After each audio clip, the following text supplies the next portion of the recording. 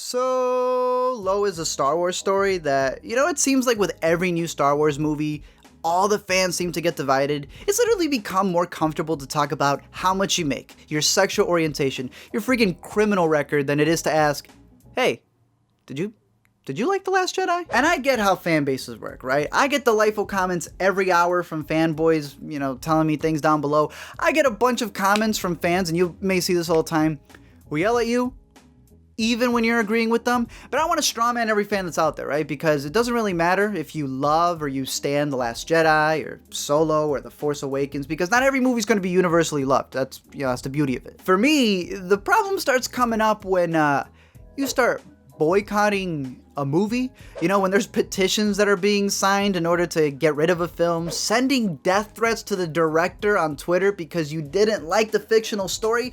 I know that not everyone's doing that, but for those who are, y'all are acting like that cousin who you know is blood, but you don't want to hang out with them.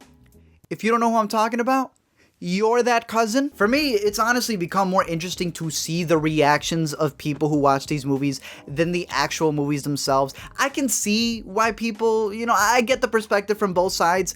I also love seeing the people who go full out Jar Jar with their stuff. I've seen people actually literally manufacture, put into productions shirts that say Soy Wars because they're trying to boycott this upcoming movie. I do think the Donald Glover one is funny though. At Don, because there's Donald. Glover. Don Glover. Yeah. It looks like Don Glover. And it does. And I know that the people doing that are the people who don't like the message in the movie. So I guess that's where I'll start. The message.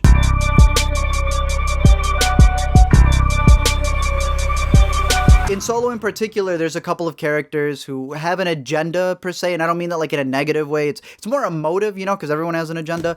And one of them is Lando Calrissian, who turns out is pansexual. It just didn't seem that weird to me, because I feel like if you're in space, it's kind of like the door's open. Like, it's not, it's like, no, only guys or girls. Like, kind of thing. It's like, no, it's anything. This thing is literally a blob. Obviously, there were some people who didn't like that, but there was also the robot who is very much for her rights that was in the movie. You've had throughout the franchise, them trying to slip in queer characters here and there. And I'll say, there are people who just don't want to see that. And there are people I know who look at Kathleen Kennedy, and it's not because they don't like the way that she's overseeing the entire franchise. They just don't like her because she's a woman.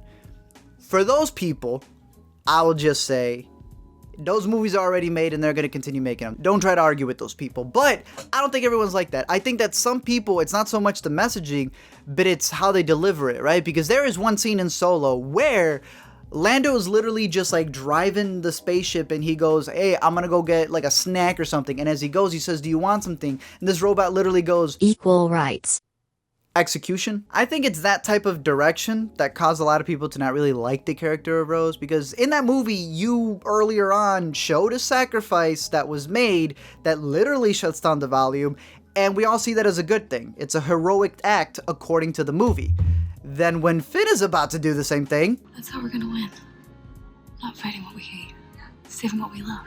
Ma'am, what? I get how it's not always the message that's the problem. It's also how it's delivered, right? You can agree 1000% with the message. I do. I just, wish it was packaged a bit differently. And I find it really interesting because for me, parables have always been the best way to do that, right? Like someone can teach you a lesson about whatever it is. They can preach it to you, or you can see it in a song. You could see it in a movie and it would impact you a lot more, especially in genres like this. In the space genre, you have a bunch of movies and you can see interviews from these directors where they tell you the more you distance yourself from, human beings, you are able to tell a story with sci-fi and all these other genres that can hit you more because it feels more like a metaphor, more like an allegory. I mean, you even have Donald Glover who refuses to explain his music video, This Is America, and you have a bunch of differing interpretations because of it. You have his show Atlanta that is very entertaining, but also very thought-provoking, but again, he leaves it out there for the fans to interpret. That's why it's really funny that he's in a bit in this movie where the complete opposite is happening.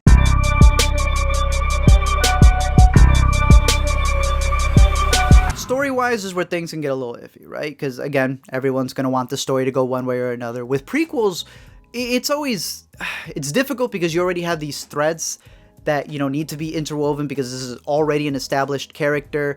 And I'll say that, you know, you have prequels like Rogue One, where even if it's not my favorite movie, I've said that the ending in and of itself really adds to the beginning of A New Hope, because you go into that movie already knowing that people have sacrificed themselves. You're watching that, you're going, Felicity Jones died for this. But sometimes you risk backtracking on a character and kind of like overwriting what made that character great, like Han shooting first. That's what they do in this movie. You know, it was something that for a lot of people, just it being vague, regardless of what side you were, Han shooting first or not shooting first, the fact that it was up for discussion, it was kind of the beauty of it.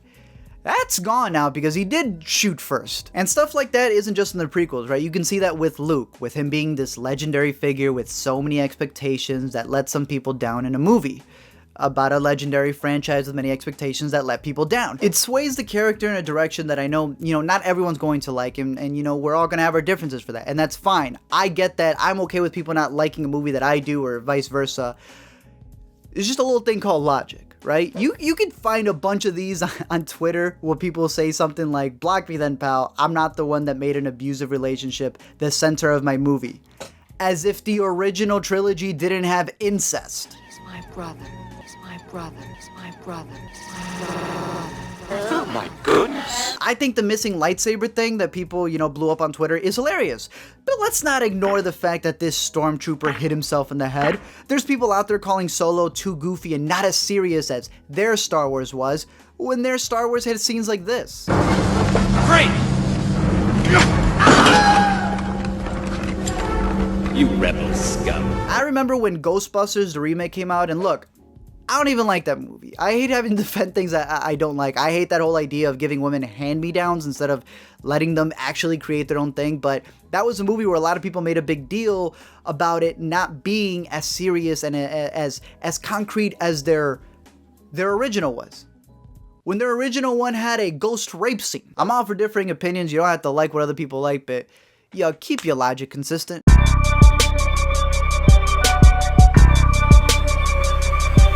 For me, this was the biggest part. I love Lord and Miller. I get that there was creative differences, that they were like running it to overtime. That there was a bunch of stuff that I understand from a producer's perspective wasn't going well. But what ended up happening is, you know, you were gambling with them. They were going to give you a certain product and you said no. And what you ended up getting was an average okay movie for a great character. Like, this is supposed to be a character who's unpredictable and witty, but you just gave him a standard movie. They even tell you there are characters within the movie itself that tell Han that he never listens. He gambles too much, and that's what makes him special. Yet you fired the guys who were gonna give you just that. I'm always curious to see a story be expanded on. I'm okay if I'm disappointed by a movie. You know, the biggest thing, a movie that's bad doesn't make me mad. A movie where they don't try their hardest does. And seeing that they had the opportunity to make something special and then they went the safe route, that's what kind of bums me out, right? Because if they're going to continue making Solo movies, which is the rumor, the Boba Fett movie, the Obi-Wan movie, whatever they're going to do, I'm fine. That's cool. But if you're going to make a movie about a guy who loves taking risks, you got to take one while you're doing it as well. If not, then you might as well just do like his name, Solo, and leave it alone. Thank you guys for checking out this video. Did you like Solo? Did you hate it? I'm sure you already let me know before you even hit this part of the video. Big shout out to the patrons. Those guys are dope. Definitely go check them out on Patreon, where I am as well, for just $1. You know, we're trying to get into a movie trivia show called Cineclass that I've had before. If you've seen it, it's pretty dope. I like it. We're trying to get that started as well. But big shout out to Marcus Theaters. Definitely go like them on Facebook and Twitter. And a big shout out, because we actually did a whole talk over on the Intricate podcast, which you can go check out. I did one with E-Man's movie reviews. He hooked it up with some tickets for Solo early, so go check out his stuff. All that's going to be in the description that you can go check out. Other than that, I'm curious to know your thoughts on Solo. Some people loved it. Some people hated it. I thought it was just okay, right? I know I don't believe in this whole boycott thing and all these different things that people do, but, you know, these characters mean a lot to a lot of people, so it'd be interesting to see what you guys have to say down below in the comments section. Until then, I'll see you guys later.